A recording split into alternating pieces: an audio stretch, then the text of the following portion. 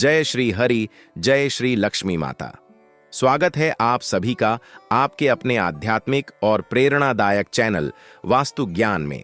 यहाँ हम आपको बताते हैं धर्म, ज्योतिष, वास्तु और जीवन के रहस्यों से जुड़ी सच्ची बातें, जो आपके जीवन को सुख, समृद्धि और शांति से भर देती हैं। आज हम बात करने जा रहे हैं एक ऐसे पवित्र पर्व की जिसके आने से सृष्टि के सोए हुए देवता जाग उठते हैं, जिस दिन से हर शुभ कार्यों की पुनः शुरुआत होती है और जिसे स्वयं भगवान विष्णु के जागरण का दिन कहा गया है। जी हाँ, आज हम बात कर रहे हैं देवउठनी ग्यारस 2025 की। हर साल कार्तिक मास के शुक्ल पक्ष की एकादशी तिथि को यह पर्व मनाया जाता है, जिसे प्रबोधिनी एकादशी या देवोत्थान एकादशी भी कहा जाता है। शास्त्रों में वर्णित है कि इस दिन भगवान श्री हरि विष्णु 4 महीने की योग निद्रा से जागृत होते हैं और इसी दिन से सारे शुभ, मांगलिक और वैवाहिक कार्यों की पुनः शुरुआत होती है। इस वर्ष यानी 2025 में यह अत्यंत शुभ दिन शनिवार 1 नवंबर को मनाया जाएगा। पंचांग के अनुसार कार्तिक शुक्ल एकादशी तिथि का आरंभ 31 अक्टूबर शुक्रवार की शाम 6:08 से होकर 1 नवंबर शनिवार को शाम 4:40 तक रहेगा। चूंकि एकादशी तिथि सूर्योदय के समय विद्यमान रहेगी, इसलिए देवउठनी ग्यारस व्रत और पूजा का मुख्य दिन 1 नवंबर 2025 को ही होगा। इसी दिन प्रातःकाल भगवान विष्णु का जागरण और तुलसी विवाह का शुभ अवसर रहेगा। देवउठनी ग्यारस का अर्थ ही है जब देवता, विशेष रूप से श्री विष्णु जी, अपनी 4 महीने की निद्रा से जागते हैं। श्रावण शुक्ल एकादशी से लेकर कार्तिक शुक्ल एकादशी तक श्री हरि योग निद्रा में रहते हैं। इस अवधि को चातुर्मास कहा गया है, जिसमें विवाह, गृह प्रवेश, यज्ञ और शुभ कार्य वर्जित रहते हैं। लेकिन जैसे ही देवउठनी ग्यारस आती है, वैसे ही शुभ कार्यों का द्वार फिर से खुल जाता है। यह दिन लोक परंपरा और धार्मिक आस्था से जुड़ा हुआ है। कहा जाता है कि इस दिन जो भी व्यक्ति नियम पूर्वक भगवान विष्णु की पूजा करता है, तुलसी माता को स्नान करवाता है और दीपदान करता है, उसके जीवन से दरिद्रता, रोग और क्लेश सदैव के लिए समाप्त हो जाते हैं। अब बात करते हैं इस दिन के शुभ मुहूर्त की। 1 नवंबर शनिवार को देवउठनी ग्यारस की पूजा और तुलसी विवाह का श्रेष्ठ मुहूर्त प्रातःकाल 6:20 से लेकर दोपहर 12:05 तक रहेगा। इसी अवधि में भगवान विष्णु को जगाना, तुलसी माता की आराधना करना और दीपदान करना सबसे शुभ माना गया है। जो भी व्यक्ति इस काल में पूजा करता है, उसे अक्षय पुण्य की प्राप्ति होती है और उसके सभी कार्य बिना रुकावट पूरे होते हैं। शास्त्रों में कहा गया है, एकादश्यां हरिम भक्त्या य पूजयति मानवः स याति विष्णु सायुज्यम प्रबोधिन्याम विशेषतः। अर्थात जो भक्त प्रबोधिनी एकादशी के दिन विष्णु भगवान की श्रद्धापूर्वक पूजा करता है, वह अंत में विष्णु लोक को प्राप्त होता है। इस दिन घर में पूजा की विशेष तैयारी करनी चाहिए। प्रातःकाल स्नान के बाद व्रत का संकल्प लें, घर को गोबर और गंगा जल से शुद्ध करें। मंदिर के स्थान पर स्वच्छ पीला कपड़ा बिछाएं, उस पर भगवान विष्णु की मूर्ति या चित्र स्थापित करें। भगवान को पीले फूल, तुलसी दल, धूप, दीप और नैवेद्य अर्पित करें। उन्हें दूध, मिश्री, गुड़, फल और पंचामृत का भोग लगाएं। पूजा के दौरान यह मंत्र अवश्य जपें, एयुएम नमो भगवते वासुदेवाय नमः। इस मंत्र के जप से व्यक्ति के जीवन के सारे संकट दूर होते हैं और भाग्य पुनः जागृत होता है। इसके बाद तुलसी माता की पूजा करें। तुलसी के पौधे को स्नान कराएं, लाल या पीले वस्त्र पहनाएं, उनके गले में सुहाग का धागा बांधें और उन्हें चंदन, हल्दी, फूल अर्पित करें। शास्त्रों के अनुसार इस दिन तुलसी विवाह का आयोजन करना विशेष फलदायी होता है। इस दिन तुलसी माता का विवाह भगवान शालिग्राम से करवाया जाता है। यह विवाह न केवल पुण्यदायी होता है, बल्कि इससे घर में वैवाहिक सुख, धन और सौभाग्य स्थायी रूप से बस जाते हैं। तुलसी विवाह के समय एयुएम तुलस्याय नमः और एयुएम शालिग्रामाय नमः मंत्रों का जाप करना शुभ माना गया है। पूजा के पश्चात दीपदान अवश्य करें। एक दीपक तुलसी के पास, एक घर के मुख्य द्वार पर और एक जल में प्रवाहित करना अत्यंत लाभकारी होता है। वास्तु ज्ञान के अनुसार यह दीपदान जीवन के सभी अंधकार को दूर कर आपके घर में लक्ष्मी का स्थायी वास कराता है। प्यारे भक्तों, जब हम देवउठनी ग्यारस की बात करते हैं तो यह केवल भगवान विष्णु के जागरण का दिन नहीं होता, बल्कि यह दिन है प्रेम, भक्ति और संकल्प का प्रतीक। पुराणों के अनुसार जब सृष्टि की रचना हुई तब भगवान विष्णु ने सृष्टि के संतुलन हेतु योग निद्रा में जाने का संकल्प किया था। उन्होंने कहा था कि प्रत्येक वर्ष श्रावण मास की देवशयनी एकादशी से लेकर कार्तिक मास की देवउठनी एकादशी तक वे योग निद्रा में रहेंगे और इस दौरान सभी देवता विश्राम करेंगे। इसीलिए इस अवधि में किसी भी शुभ कार्य को करने की मनाही होती है। जैसे ही कार्तिक शुक्ल पक्ष की एकादशी आती है, भगवान श्रीहरि अपनी योग निद्रा से जागते हैं और सृष्टि में पुनः ऊर्जा का संचार होता है। इसी कारण इसे प्रबोधिनी एकादशी भी कहा जाता है। शास्त्रों में यह वर्णित है कि जब भगवान विष्णु जागते हैं तब सारे ग्रह नक्षत्र शुभता से भर जाते हैं। यह दिन न केवल भक्तों के लिए बल्कि पूरी सृष्टि के लिए मंगलकारी होता है। देवउठनी ग्यारस के दिन ही तुलसी विवाह का आयोजन किया जाता है, जिसका धार्मिक और आध्यात्मिक अर्थ अत्यंत गूढ़ है। तुलसी विवाह की कथा सुनिए। एक बार असुरराज जालंधर अपनी पत्नी वृंदा के पतिव्रत धर्म के कारण अत्यंत शक्तिशाली बन गया था। कोई भी देवता उसे पराजित नहीं कर पा रहा था। तब भगवान विष्णु ने जालंधर का वध करने के लिए वृंदा के पतिव्रत धर्म की परीक्षा ली। भगवान विष्णु ने जालंधर का रूप धारण कर वृंदा के सामने प्रकट हुए। वृंदा ने जब उन्हें अपने पति समझकर उनका पूजन किया तो उसका पतिव्रत भंग हो गया। फलस्वरूप जालंधर युद्ध में मारा गया। जब वृंदा को यह झांत हुआ कि उसके साथ छल हुआ है तो उसने क्रोध में भगवान विष्णु को श्राप दिया, हे विष्णु, तुम पत्थर बन जाओ। तभी भगवान शालिग्राम रूप में परिवर्तित हो गए। उसी समय वृंदा ने स्वयं को अग्नि में समर्पित कर दिया। वृंदा की राख से तुलसी का पौधा उत्पन्न हुआ। भगवान विष्णु ने कहा, हे वृंदा, आज से तुम मेरी अर्धांगिनी बनोगी और जो भी मनुष्य कार्तिक शुक्ल एकादशी के दिन तुम्हारा विवाह मेरे शालिग्राम रूप से करेगा, उसे अनंत पुण्य और अक्षय सौभाग्य की प्राप्ति होगी। तभी से इस दिन तुलसी विवाह की परंपरा चली आ रही है। देवउठनी ग्यारस के दिन जब तुलसी माता और भगवान विष्णु का विवाह होता है तो यह विवाह न केवल दिव्य आत्माओं का मिलन होता है, बल्कि यह जीवन में समृद्धि, सौभाग्य और प्रेम की स्थापना का प्रतीक भी है।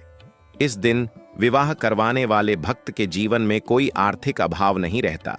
उसका गृहस्थ जीवन सुखी होता है और घर में सदा लक्ष्मी का वास बना रहता है। इसलिए इस दिन तुलसी विवाह अवश्य करना चाहिए, भले ही प्रतीक रूप में ही क्यों न हो। अब जानते हैं इस दिन के कुछ ऐसे गुप्त उपाय जो वास्तु ज्ञान के अनुसार आपकी किस्मत को पलट सकते हैं। पहला उपाय, देवउठनी ग्यारस की सुबह तुलसी के पौधे के नीचे मिट्टी का दीपक जलाएं और उसमें घी का उपयोग करें। दीपक के साथ तुलसी में 1 रुपए का सिक्का और 1 इलायची रख दें। ऐसा करने से घर में धन का स्थायी प्रवाह होता है और खर्चों में कमी आती है। दूसरा उपाय, इस दिन भगवान विष्णु को पीले पुष्प, हल्दी मिश्रित जल और तुलसी दल चढ़ाते समय एयूएम नमो नारायणाय मंत्र का 108 बार जाप करें। यह जाप आपकी किस्मत में रुके हुए शुभ कार्यों को पुनः चालू कर देता है। तीसरा उपाय, तुलसी विवाह के बाद सुहागिन महिलाओं को सिंदूर, चूड़ी और मिठाई का दान करें। यह दान गृहस्थ सुख को बढ़ाता है और दाम्पत्य जीवन में प्रेम लाता है।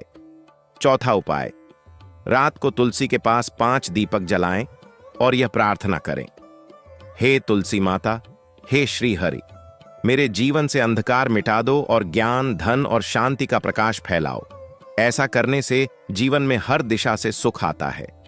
पांचवां उपाय, इस दिन तुलसी की जड़ में हल्दी का टीका लगाकर उसे घर के उत्तर पूर्व दिशा में रखें। यह वास्तु दोष को नष्ट करता है और घर में धन का प्रवाह स्थायी बना देता है। भक्तों, यह दिन केवल पूजा का नहीं बल्कि आत्म जागरण का प्रतीक भी है। जैसे भगवान विष्णु नींद से जागते हैं, वैसे ही हमें भी अपने भीतर की सुप्त शक्ति को जगाना चाहिए। यह दिन हमें सिखाता है कि जब हम श्रद्धा और प्रेम से भक्ति करते हैं तो ईश्वर स्वयं हमारे द्वार तक आते हैं। इसलिए इस देवउठनी ग्यारस पर अपने जीवन से नकारात्मकता को दूर करें, अपने मन को प्रकाशमय बनाएं और ईश्वर के नाम से अपने दिन की शुरुआत करें। प्यारे भक्तों, अब आइए जानते हैं देवउठनी 11 के दिन तुलसी विवाह का पूरा विधि विधान। यह विवाह केवल एक धार्मिक प्रक्रिया नहीं, बल्कि यह दिव्यता और समर्पण का उत्सव है। शास्त्रों के अनुसार जब हम तुलसी माता का विवाह भगवान विष्णु के शालिग्राम रूप से करवाते हैं, तो यह घर में स्थायी सौभाग्य का प्रतीक बनता है।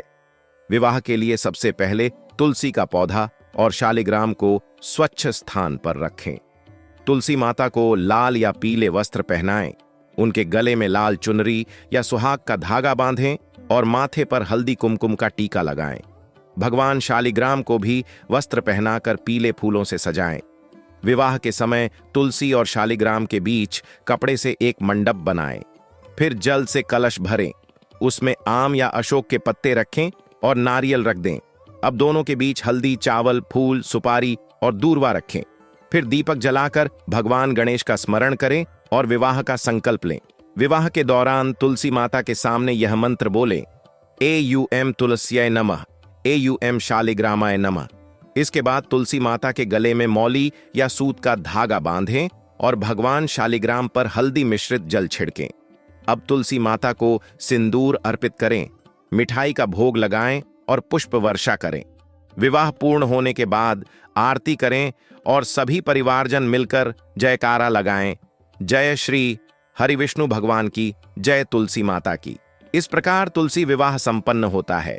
जो व्यक्ति यह विवाह करता है, उसके जीवन में कभी दरिद्रता नहीं आती। यह विवाह घर में सौभाग्य, प्रेम और समृद्धि का प्रतीक बन जाता है। अब जानते हैं देवउठनी 11 के दिन क्या कार्य नहीं करने चाहिए। शास्त्रों में कहा गया है कि इस दिन तामसिक भोजन जैसे लहसुन, प्याज या मांसाहार का सेवन वर्जित है। इस दिन क्रोध, झूठ, निंदा और चुगली से दूर रहना चाहिए। तुलसी के पत्ते को तोड़ना सख्त मना है, क्योंकि यह दिन तुलसी माता का विवाह दिवस होता है। इसके अलावा इस दिन भूमि पर पैर से जल या दीपक बुझाना भी अशुभ माना गया है। ध्यान रखें, यह दिन आत्मशुद्धि और ईश्वर भक्ति का है, इसलिए मन, वाणी और कर्म तीनों की पवित्रता बनाए रखें। अब बात करते हैं कुछ विशेष वास्तु ज्ञान उपायों की, जो इस दिन करने से चमत्कारी परिणाम देते हैं। यदि आपके घर में बार बार धन रुक जाता है या घर में अनबन रहती है, तो इस दिन तुलसी के पौधे के नीचे 7 तुलसी दल रखकर भगवान विष्णु को अर्पित करें। इससे घर में स्थायी सुख और शांति आती है। दूसरा उपाय, देवउठनी 11 की रात घर के मुख्य द्वार पर तेल का दीपक जलाएं और दीपक में 2 लौ रखें, एक विष्णु भगवान के नाम से और दूसरी तुलसी माता के नाम से। ऐसा करने से नकारात्मक ऊर्जा घर में प्रवेश नहीं करती। तीसरा उपाय, इस दिन किसी जरूरतमंद को पीले वस्त्र और गुड़ का दान करें। यह दान आपकी किस्मत को जागृत करता है और ग्रह दोषों को शांत करता है। प्रिय भक्तों, देवउठनी 11 केवल एक व्रत नहीं, बल्कि यह ब्रह्मांड की शक्ति का पुनः जागरण है। जब भगवान विष्णु सोते हैं तो सारी सृष्टि धीमी हो जाती है, और जब वे जागते हैं तो हर दिशा में शुभता फैल जाती है। इसलिए यह दिन आपके जीवन में भी नए आरंभ का प्रतीक है। यदि आप इस दिन श्रद्धा से व्रत करते हैं, तुलसी विवाह करवाते हैं और ईश्वर का ध्यान करते हैं, तो यह निश्चित है कि आने वाला वर्ष आपके लिए अत्यंत मंगलकारी होगा। वास्तु ज्ञान के अनुसार इस दिन घर के उत्तर दिशा में शंख बजाना और पूर्व दिशा में दीप जलाना बहुत शुभ माना गया है। इससे घर के वास्तु दोष दूर होते हैं और भगवान विष्णु के साथ साथ माता लक्ष्मी भी प्रसन्न होती हैं। यदि संभव हो तो इस दिन पीपल के वृक्ष के नीचे दीपक जलाएं और भगवान विष्णु के नाम का स्मरण करते हुए यह मंत्र बोलें, एयूएम नमो नारायणाय नमः। ऐसा करने से घर में रुका हुआ भाग्य फिर से सक्रिय होता है। भक्तों, याद रखें कि यह दिन केवल बाहरी पूजा के लिए नहीं, बल्कि आत्मिक जागरण का प्रतीक भी है। इस दिन भगवान विष्णु को जगाते हुए हमें भी अपने भीतर की नींद से जागना चाहिए। आलस्य, भय और भ्रम को त्याग कर अपने कर्म में श्रद्धा और निष्ठा लानी चाहिए। जब हम ईश्वर पर पूर्ण विश्वास करते हैं, तो हमारे जीवन की हर कठिनाई अपने आप समाप्त हो जाती है। इस पावन अवसर पर वास्तु ज्ञान परिवार की ओर से आप सभी को देवउठनी 11 की हार्दिक शुभकामनाएं। भगवान श्री हरि विष्णु और तुलसी माता आप सभी के जीवन में सुख, शांति, समृद्धि और सौभाग्य का प्रकाश भर दें। याद रखें, इस वीडियो को दूसरों तक अवश्य पहुंचाएं ताकि हर घर में तुलसी विवाह का मंगल गीत गूंजे और हर द्वार पर दीपक की लौ चमके। जय श्री हरि, जय तुलसी माता। भक्तों, जब हम देवउठनी ग्यारस की बात करते हैं तो यह केवल एक तिथि या पर्व नहीं है, यह स्वयं सृष्टि के पुनर्जागरण का दिन है। यह वह क्षण है जब ईश्वर कहते हैं, अब जागो मेरे भक्तों, अब अपने जीवन को प्रकाश से भर दो। जब भगवान श्री हरि विष्णु 4 महीने की योग निद्रा से जागते हैं तो प्रकृति के कण कण में ऊर्जा और जीवन प्रवाहित हो जाता है। जैसे सूर्य उदय होते ही अंधकार मिट जाता है, वैसे ही विष्णु भगवान के जागने से आपके जीवन के अंधकार मिट जाते हैं। देवउठनी ग्यारस हमें यही संदेश देती है कि अब अपने भीतर की नकारात्मकता, भय, चिंता और असफलता के अंधकार को त्याग कर अपनी आत्मा को जागृत करो। इस दिन यदि आप श्रद्धा से भगवान विष्णु और तुलसी माता की पूजा करते हैं तो मान लीजिए आपका सोया हुआ भाग्य भी जाग उठेगा। वास्तु ज्ञान चैनल के अनुसार देवउठनी ग्यारस पर किया गया हर पुण्य कार्य 1000 गुना फल देता है। इसलिए इस दिन अपने घर को दीपों से सजाएं, तुलसी माता के पास घी का दीपक जलाएं और भगवान विष्णु को पीले पुष्प, तुलसी दल और मिश्री का भोग लगाएं। इस दिन एक दीपक जलाकर जल में प्रवाहित करना भी अत्यंत शुभ होता है। यह दीपक आपके जीवन की राहों में रोशनी बनकर चलता है। प्यारे भक्तों, तुलसी विवाह और देवउठनी ग्यारस के पर्व का सबसे बड़ा संदेश है संबंधों में पवित्रता। जैसे भगवान विष्णु और तुलसी माता का मिलन भक्ति और समर्पण का प्रतीक है, वैसे ही हमें भी अपने जीवन में प्रेम, श्रद्धा और सम्मान को स्थान देना चाहिए। जब हमारे संबंध सच्चे और निस्वार्थ होते हैं तो घर में देवी लक्ष्मी का वास होता है। लक्ष्मी जी केवल सोने चांदी में नहीं बसती, वे बसती हैं उस घर में जहां भक्ति और संतोष का वास होता है। अब सुनिए एक विशेष वास्तु ज्ञान प्रेरक संदेश। यदि आपके घर में संघर्ष, असंतोष या आर्थिक तंगी बनी रहती है तो इस देवउठनी ग्यारस पर तुलसी माता से यह प्रार्थना करें, हे तुलसी माता, मेरे जीवन में प्रेम और शांति का संचार करें, मेरे घर में धन और संतोष का संगम बनाएं।